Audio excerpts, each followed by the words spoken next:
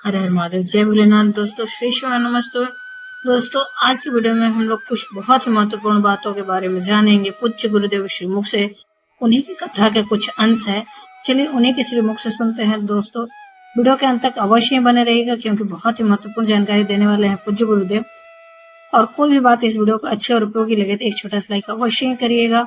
आप पहली बार मेरे चैनल पर आए होंगे तो मेरे चैनल को सब्सक्राइब करिएगा, बेल नोटिफिकेशन अवश्य ही दबाइएगा जिससे कि आने वाली वीडियो आपको समय से प्राप्त हो सके। कोई भी प्रश्न या सुझाव कमेंट बॉक्स में लिख सकते हैं दोस्तों।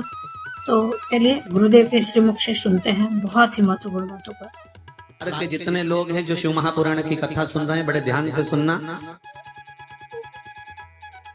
जब तक आप परिवार के प्रपंच में गलत लोगों के प्रपंच में नहीं पड़ते तब तक आपकी बहुत सारी कामनाएं या तमन्नाएं नहीं रहती। आप तो भगवान से जब छोटे रहते हो ना तब भगवान से थोड़ा ही मांगते हो, बस एक छोटा सा घर हो, छोटा सा आनंद हो, भगवान की कृपा हो, मैं रोज मंदिर में पूजन करूं।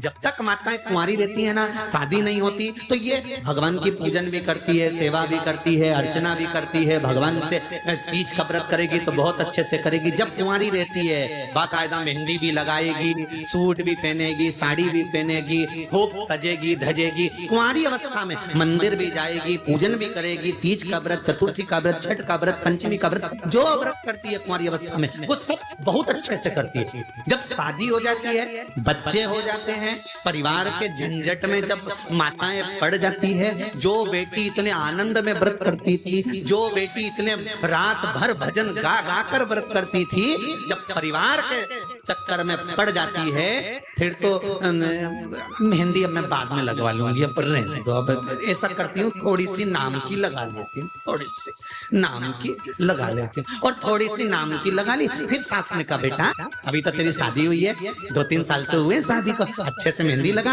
अच्छे से तीज का व्रत कर, अच्छी अच्छी साड़ी पहन, खूब तो घर में साड़ियाँ रखी है, एक से बढ़कर एक। अरे मम्मी बस अब मुझसे बनता नहीं है, तो कहीं कहीं डोकरी हो गई, बनता नहीं है। किसी एक के साथ नहीं, सबके साथ।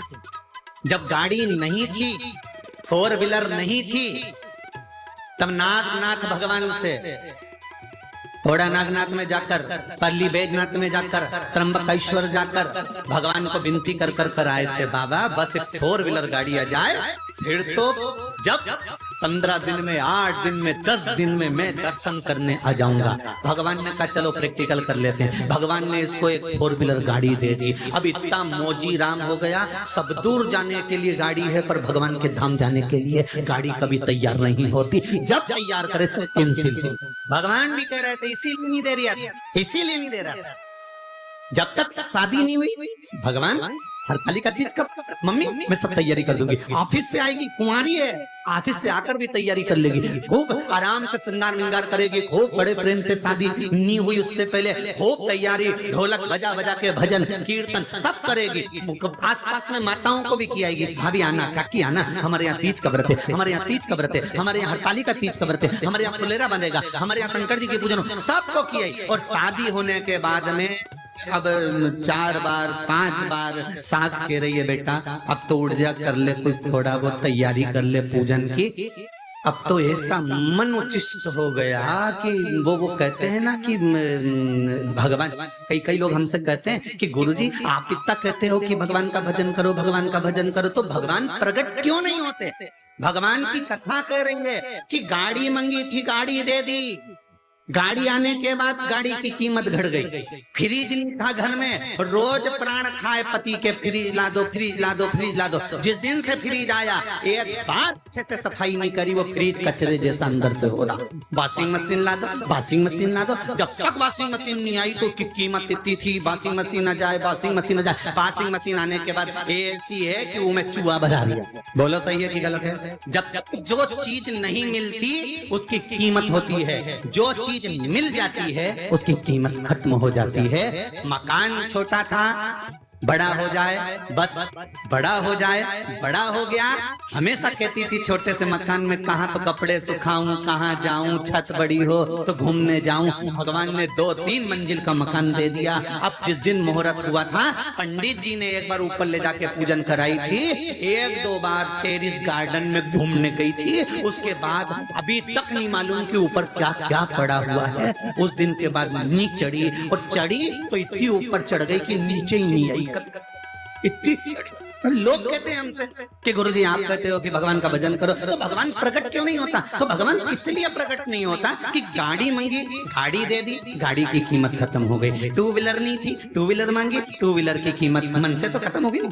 रानी हार था, नहीं था, रानी हार मंगवाया, बड़ा हार मंगवाया, चूड़ी मंगवाई। नहीं तो पीछा पकड़ के बैठी थी, ये मिल जाए, मिल जाए, मिल जाए, कितना अच्छा लग रहा है, एक बार तो दिला दो। और दिला दिया, फिर उसकी कोई कीमत नहीं है। वो पड़ा हुआ है, वो पड़ी हुई है, वो वॉशिंग मशीन, वो फ्रिज, वो मकान, वो गाड़ी, वो बंगला, सब पड़ा हुआ है। फिर कोई नहीं आसक्ति आ गई। अब ये चीज मिल जाए, वो चीज मिल जाती है, फिर उसकी आसक्ति खत्म हो जाती है। अब इसमें कोई मन नहीं है, इसमें कोई आनंद नहीं है। उसी तरह शिव महापुराण की कथा कहती है कि भगवान प्रकट क्यों नहीं होता? भगवान ने कहा तूने पूजन अर्चना करी और मैं प्रकट हो गया, तो तेरी मुझे पाने की आसक्ति फिर खत्म हो जाएगी, फिर तू मुझे पाएगी। इसलिए भगवान चाहता है कि यह आसक्ति आपके भीतर, परमात्मा को पाने की आसक्ति आपके भीतर प्रकट रहे। शिव अर्चना का सुख ही दूसरा। उम्मीद करते हैं दोस्तों ये जानकारी आपको अच्छी और उपयोगी लगी होगी। अगर अच्छी और उपयोगी लगी तो एक लाइक अवश्य करिए। आप पहली बार मेरे चैनल पर आए हैं तो मेरे चैनल को सब्सक्राइब करिए, बेल नोटिफिकेशन अवश्य ही दबाइए, जिससे आने वाले वीडियो आपको समय से प्राप्त हो सके। दोस्तों कोई भी प्रश्न या सुझाव तो कमेंट बॉक्स में लिख सकते हैं।